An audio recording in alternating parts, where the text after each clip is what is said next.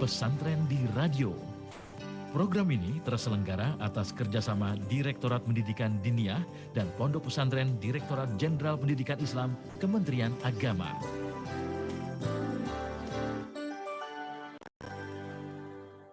Assalamualaikum warahmatullahi wabarakatuh. Selamat sore pendengar dimanapun Anda berada. Di tengah berbagai problematika kebangsaan dan kenegaraan akhir-akhir ini, muncul dorongan dari masyarakat agar kaum santri dan ulama semakin meningkatkan kiprahnya di panggung kepemimpinan nasional. Nah, santri dan ulama juga diharapkan tidak tinggal diam terhadap berbagai permasalahan tersebut, tapi juga bersikap proaktif memberikan sumbang saran, masukan, dan juga tenaga. Menelisik ke masa lampau adalah Kiai Haji Hashim Asy'ari, pendiri Nahdlatul Ulama atau NU, yang menyerukan resolusi jihad untuk melawan penjajah Belanda ketika itu yang hendak merebut kemerdekaan yang baru saja diproklamasikan.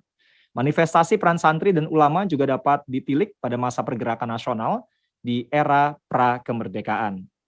Pada awal abad ke-20 bahkan banyak sekali bermunculan organisasi pergerakan nasional dengan berbagai platform atau ideologi. Nah, kali ini dalam program Pesantren di Radio yang merupakan episode terakhir dari rangkaian program spesial Pesantren di Radio selama bulan Ramadan yang kami hadirkan pada tanggal atau pada hari ganjil di bulan Ramadan, kita akan membahas seputar santri dan kepemimpinan nasional. Sudah hadir narasumber kita di hari ini adalah Profesor Dr. Haji Abu Rohmat, Master Agama, yang merupakan staf ahli Menteri Agama Republik Indonesia bidang hukum dan HAM, sekaligus pelaksana tugas Kepala Badan Litbang dan Diklat Kementerian Agama Republik Indonesia. Langsung saja saya sapa. Dan untuk Anda yang ingin interaksi secara langsung selama program ini berlangsung 30 menit ke depan, silakan Anda bisa telepon di 0215869000, SMS WA 0811806543, atau Anda bisa menyimaknya juga karena kami live streaming juga di kanal YouTube-nya Radio Sinta, juga melalui Instagram Radio Sinta. Selamat sore, Assalamualaikum warahmatullahi wabarakatuh, Prof. Apa kabar, Prof? Waalaikumsalam warahmatullahi wabarakatuh. Kabar baik, Mas Bari, alhamdulillah. Alhamdulillahirrahmanirrahim. Jelang hari raya. Betul. Insya Allah. Amin, insya Allah kita bisa merayakan hari kemenangan bersama-sama, Prof ya. Alhamdulillah. Ya, Prof, ini satu hal yang menarik dan penting, santri dan kepemimpinan nasional. Ya. Tapi bagaimana sih sebetulnya pandangan Prof Abu Rohmat terkait dengan kiprah dan juga peran serta pesantren, terutama para santri, dalam kepemimpinan nasional dewasa ini atau saat ini, Prof? Ya, bismillahirrahmanirrahim. Kalau kita berbicara tentang santri dan pesantren, dua entitas ini selalu mampu berperan secara kontekstual sesuai dengan spirit dan semangat zamannya. Tadi di pengantar Mas Beri mengatakan bahwa ketika Mbah Hashim Asy'ari dengan resolusi jihadnya, kemudian pada masa itu memang kita berada dalam suasana mempertahankan kemerdekaan Republik Indonesia yang baru seumur jagung diproklamasikan pada bulan Agustus. Karena itu kemudian mau tidak mau santri bersama seluruh warga pesantren, para kiai, para ulama, dan masyarakat pada umumnya bahu-membahu bagaimana kehadiran santri dan pesantren, para ulama berperan untuk mempertahankan kemerdekaan. Itu dalam konteks mempertahankan kemerdekaan. Begitu pula dengan pada saat meraih pada masa revolusi. Itu juga nyata sekali bahwa santri dengan para kiai berjuang di garis terdepan dalam rangka untuk memperjuangkan kemerdekaan Indonesia. Sesuai dengan konteks zamannya, santri dan para ulama memainkan peran-peran itu secara cantik sesuai dengan semangat saat itu. Nah, pada masa milenial seperti sekarang, saya kira peran itu juga mesti harus dimainkan kembali oleh para santri sesuai dengan konteks zamannya. Kalau dulu misalnya Mbah Hashim Asy'ari mengeluarkan resolusi jihad untuk melawan sekutu, mengusir mereka dari bumi Indonesia, maka sesungguhnya resolusi jihad itu juga perlu digelorakan kembali, disuarakan kembali, tentu dalam konteks yang berbeda sesuai dengan semangat zamannya.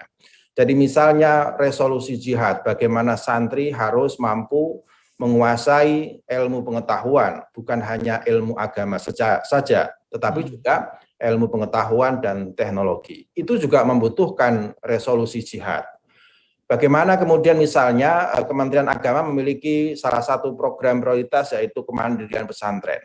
Nah, resolusi jihad dalam rangka untuk memandirikan pesantren itu juga membutuhkan semangat dari para santri, dari para kiai. Oleh karena itu, Mas Berry, ini merupakan kontekstualisasi semangat zaman. Jadi pendek kata, santri tidak pernah absen dari seluruh perjuangan dan semangat zaman yang ingin diwujudkan dalam bentuk kemaslahatan dan kebaikan bagi semua umat manusia. Dalam artian yang lebih sederhana lagi, artinya pesantrennya itu harus lebih harus berubah dong ya, Prof ya. Karena kan pesantren ini menjadi tempat untuk menggojlok atau jadi kawah candra di mukanya untuk mendidik para santri ya. Bagaimana, Prof? Ya, saya rasa zaman berubah, situasi dan kondisi berubah. Pesantren juga harus mengalami perubahan. Begitu juga dengan santri dan para kiai. Yang tidak berubah adalah bagaimana para santri, para kiai itu berpegang dengan ajaran agama Islam, Al-Quran dan hadis. Semangat untuk mengkaji, studi dan seterusnya dalam rangka untuk menguasai ilmu, terutama ilmu-ilmu agama, itu juga luar biasa. Jadi memang ada perubahan, tetapi kita bisa melihat bahwa perubahan-perubahan yang dibawa oleh pesantren itu perubahan-perubahan yang gradual gitu, tidak sesuatu yang sangat revolusioner. Maka kita bisa merasakan misalnya pesantren itu berbeda-beda, Mas Berry. Ada yang pesantren secara nama dan perilaku termasuk tradisi-tradisinya itu masih betul-betul pesantren tradisional atau salafiyah ya. Tetapi juga ada pesantren yang mengemban misi modern, lebih modern. Tapi prinsipnya sama, semangatnya sama, jadi spiritnya sama, yaitu bagaimana mereka mampu mengisi pembangunan ini, kemerdekaan ini, atau kehidupan ini dengan sesuatu hal yang lebih positif.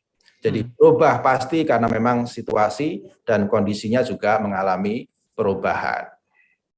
Ya, Prof, kalau dalam kondisi real di lapangan ya, yang terjadi sekarang ini pesantren-pesantren tadi supaya semakin banyak nantinya santri-santri lulusan pesantren yang bisa mengambil peran, terlibat dalam pembangunan dan mengambil peran juga sebagai pemimpin nasional, apa Prof?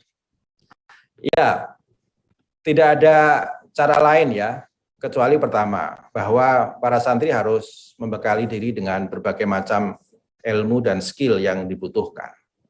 Para santri nanti akan menghadapi situasi yang berbeda dengan situasi yang sekarang saya hadapi. Oleh karena itu, para santri saya rasa selain dia harus menguasai ilmu agama, yang itu memang merupakan jangkar prinsip dari dunia pesantren dan para santri, mereka juga harus intens mengkaji, menguasai berbagai macam ilmu pengetahuan umum yang mau tidak mau ini harus kita kuasai juga. Yang kedua, para santri saya kira harus inklusif ya, terbuka. Melek dengan berbagai macam isu-isu kontemporer, isu-isu kekinian. Baik menyangkut isu dalam dunia sosial maupun juga saya rasa politik. Jadi dengan mereka itu open-minded terhadap berbagai macam situasi dan kondisi, maka mereka nanti bisa mengambil ibrah, memiliki banyak pelajaran yang bisa dipetik, di mana dia harus memerankan diri pada saatnya dia harus terjun di dunia nyata gitu. Oleh karena itu santri, saya rasa memang dia harus memiliki semangat yang berlipat-lipat ya dalam konteks bagaimana dia harus betul-betul menguasai berbagai macam pengetahuan dan ilmu, termasuk juga ilmu agama dan ilmu umum. Juga dia harus memiliki kepedulian terhadap situasi di sekitar dia. Jangan sampai kemudian para santri itu sibuk dengan dunianya sendiri. Dia seperti berada di Menara Gading. Mungkin sibuk dengan ngajinya, tetapi perkembangan sosial politik di sekitarnya itu tidak diketahui dengan baik. Nah, yang ketiga saya rasa memang tidak mudah ya untuk menjadi, katakanlah tadi itu, pemimpin, apalagi kemudian ada kata-kata pemimpin nasional, kepemimpinan nasional. Ada banyak teori yang mengatakan bahwa pemimpin itu bisa diciptakan, bisa dikader, bisa diwujudkan. Tetapi juga ada yang mengatakan bahwa pemimpin itu adalah given, pemberian, karunia dari Allah Subhanahu wa taala. Kita tidak perlu mempertentangkan dua hal ini. Saya rasa semangat dan spirit santri dia tentu harus selalu berikhtiar ya. Bukan untuk menjadi pemimpin semata-mata saya kira. Bagi santri itu kan semangatnya kan khairun nas anfa'uhum linnas. Jadi menjadi orang-orang yang bermanfaat bagi sekitarnya. Soal apakah nanti dia dinobatkan menjadi seorang pemimpin atau tidak, sesungguhnya bukan target itu. Karena pasti masyarakat akan melihat kiprah peran yang dimainkan oleh santri itu. Otomatis kan akan dihargai, akan dihormati sebagaimana seharusnya. Sebagai contoh misalnya, seorang kiai itu kan tidak pernah minta disebut kiai. Tiba-tiba saja gitu, karena peran yang dimainkan oleh santri. Ya, karena kebermanfaatannya untuk lingkungan dan umat gitu ya, Prof. Umat, kemudian orang tiba-tiba menyebutnya dia sebagai seorang kiai, lalu kemudian begitu seterusnya. Kira-kira begitu pula dengan seorang pemimpin itu.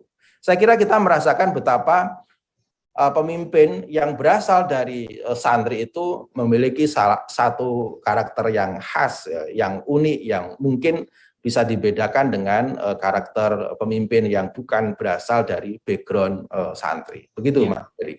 Oke, ini sudah ada beberapa pertanyaan, Prof, dari pendengar atau netizen ya. Kalau yang mau telepon langsung boleh juga ya di 0215869.000. Dalam episode terakhir program spesial Ramadan pesantren di Radio Sinta hari ini kita membahas tentang santri dan kepemimpinan nasional. Anda punya pandangan atau pertanyaan seperti apa? Kami masih bersama dengan Prof. Abu Rohmat, beliau adalah staf ahli Menteri Agama Republik Indonesia bidang hukum dan HAM, sekaligus PLT Kepala Badan Litbang dan Diklat Kementerian Agama Republik Indonesia. Saya mau menyapa dulu pendengar yang menyampaikan via SMS atau WA, ada Pak Indra di Jakarta. Selamat sore Pak Indra. Santri juga dibekali pendidikan karakter dan pemahaman moderasi beragama. Bisa dijelaskan, Prof, mengenai hal ini, Prof? Ya, pasti. Ya, sebagai ilustrasi sederhana begini, santri itu kan berada di pondok pesantren ya, dengan berbagai macam keterbatasan yang ada di pesantren. Dia harus tinggal di pesantren tanpa orang tua di situ. Bahkan pesantren-pesantren yang masih tradisional ya, terutama yang ada di Jawa Tengah, Jawa Timur itu biasanya anak-anak itu mesti harus mencuci sendiri, masak sendiri, mengelola hidupnya sendiri.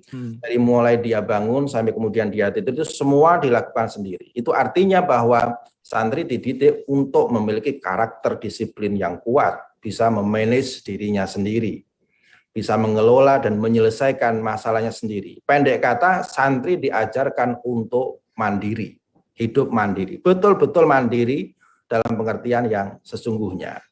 Bahwa sekarang kemudian ada pesantren yang misalnya sudah menyediakan cateringnya, sudah menyediakan laundrynya, saya kira itu bagian dari perubahan pesantren ya. Semoga itu tidak mengurangi pendidikan karakter dalam pengertian pendidikan kemandirian yang seharusnya dimiliki oleh para santri.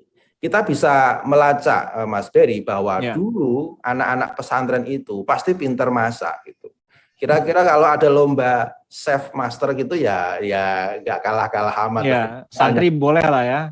Jadi salah satu peserta dan dipertimbangkan ya. Iya, karena memang dididik betul. Jadi karakternya pasti. Tanpa menyebut dengan istilah pendidikan karakter. Pesantren sudah pasti mengajarkan karakter kepada santri-santrinya. Soal sholat jamaah, soal disiplin mengikuti kajian-kajian yang sudah terjadwal sedemikian rupa.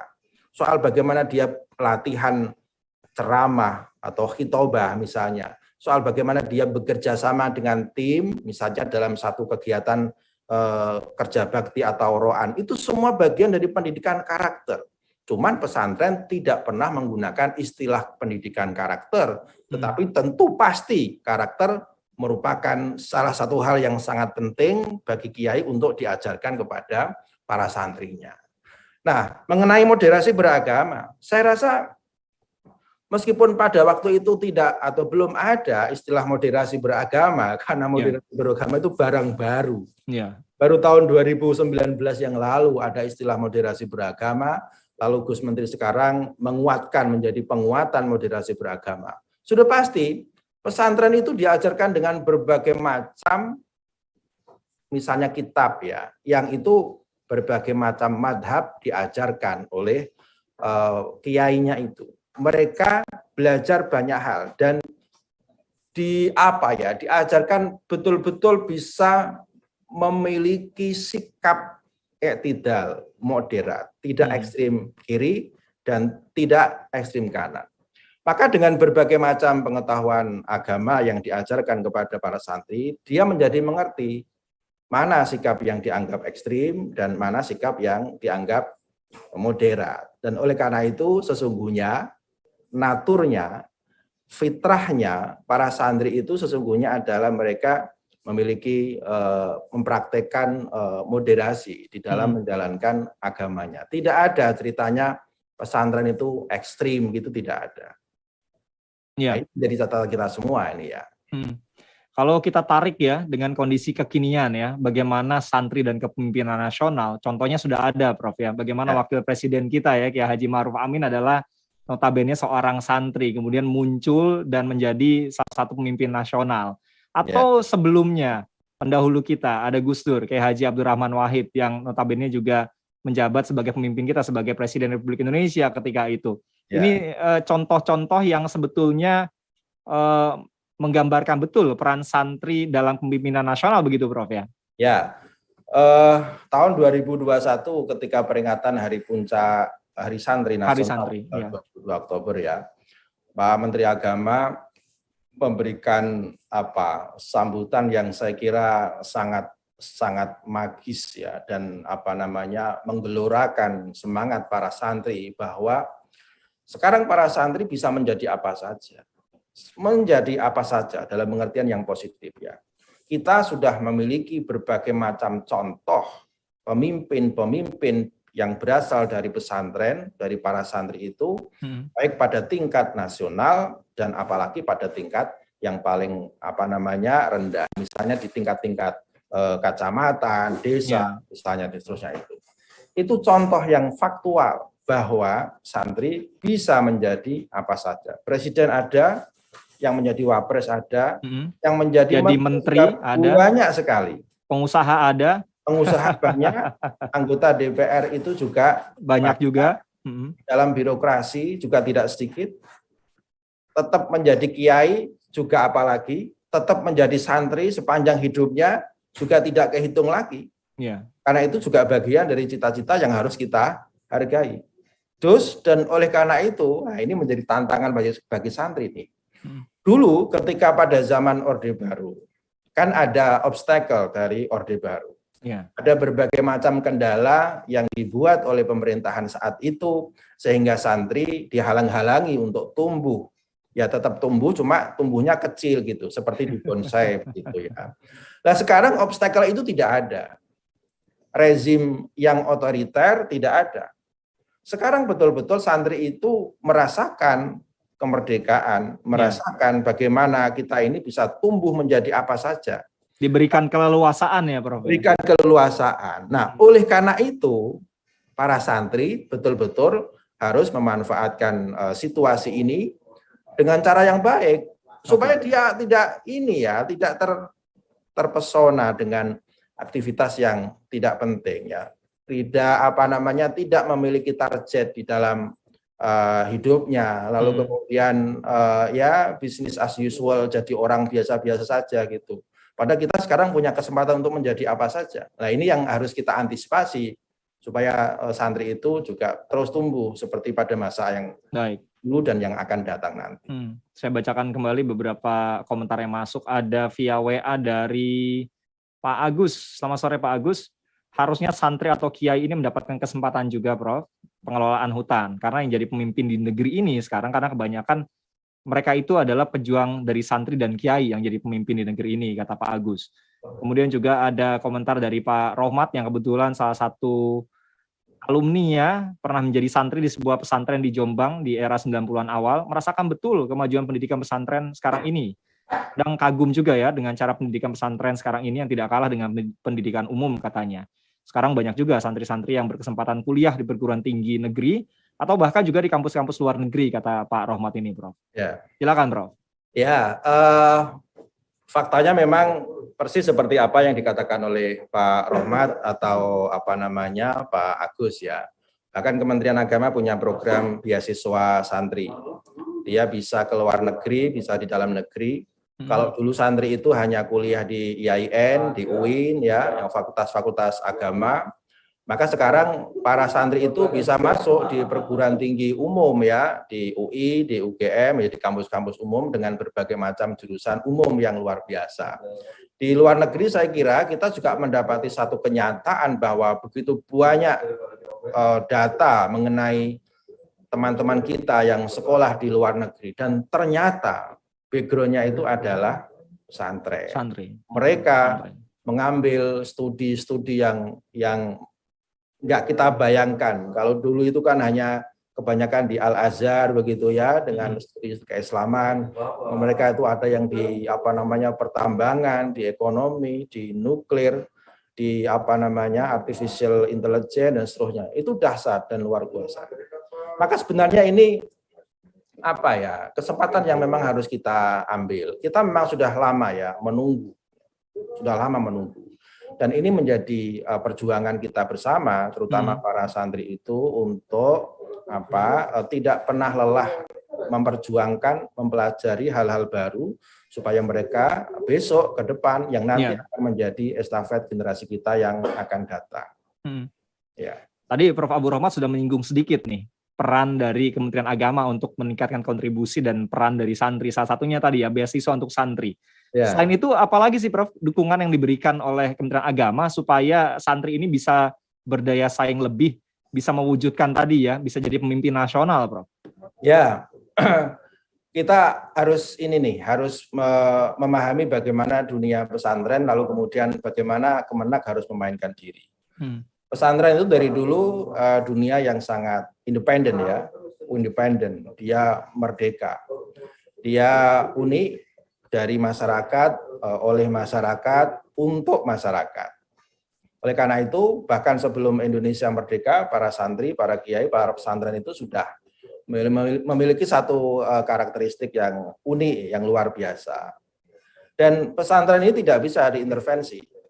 Artinya mereka itu lebih memiliki tata aturan yang yang mandiri di pesantren itu.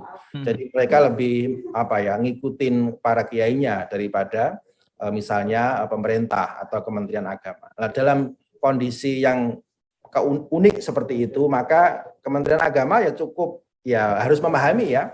Paling tidak yang bisa kita rasakan ketika sudah ada undang-undang pesantren, nah Kemenak tentu tidak akan mengintervensi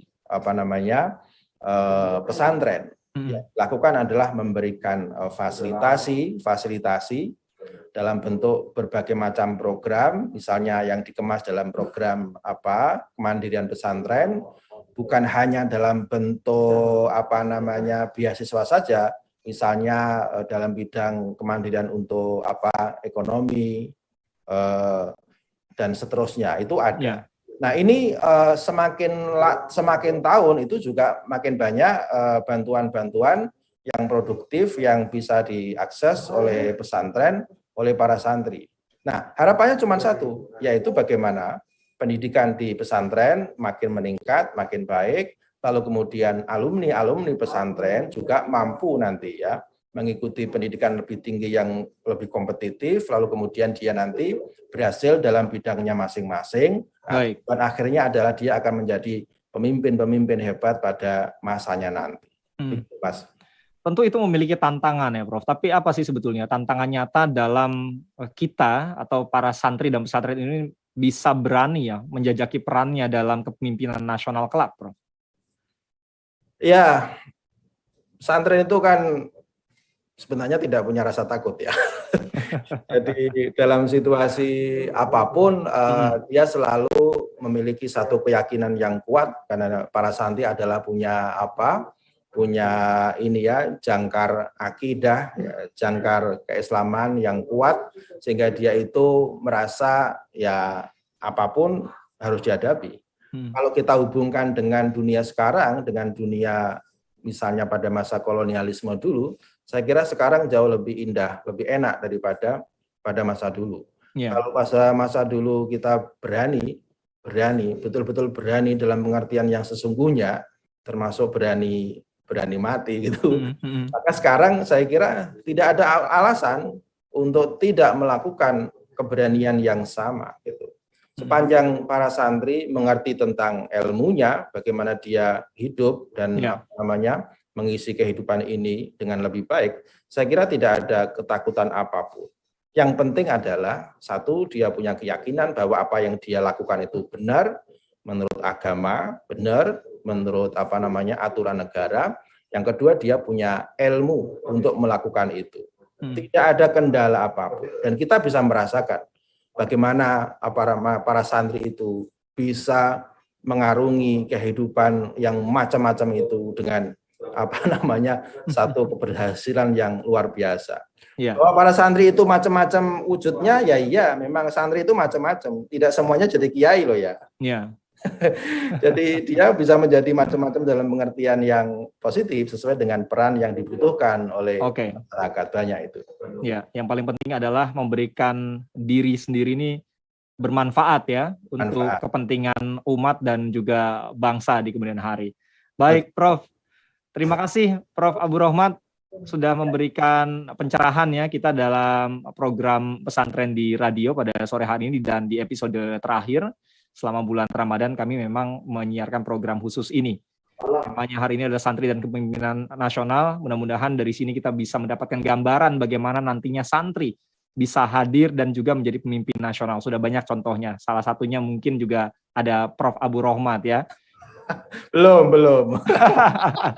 Santri tapi memiliki peran lain ya di Kementerian Agama. Terima kasih Prof. Terima kasih. Mudah-mudahan bermanfaat untuk para pendengar. Amin. Selamat sore. Assalamualaikum warahmatullahi wabarakatuh. Assalamualaikum warahmatullahi wabarakatuh. Demikianlah pendengar program pesantren di radio dengan tema santri dan kepemimpinan nasional, dan ini adalah episode terakhir dari rangkaian program pesantren di radio selama bulan Ramadan di setiap tanggal ganjil yang tentunya bisa Anda dengarkan di Radio Sinta dan juga media sosialnya. Demikian tadi Profesor Dr. Haji Abu Rohmat, Master Agama, Staf Ahli Menteri Agama Republik Indonesia bidang Hukum dan HAM, sekaligus PLT Kepala Badan Litbang dan Diklat Kementerian Agama Republik Indonesia. Saya Biri Hamzah, kita jumpa lagi nanti dalam program-program khusus lainnya. Kita akan lanjutkan El Sinta News and Talk edisi sore.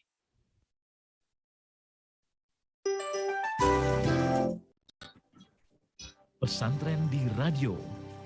Program ini terselenggara atas kerjasama Direktorat Pendidikan Diniyah dan Pondok Pesantren Direktorat Jenderal Pendidikan Islam Kementerian Agama.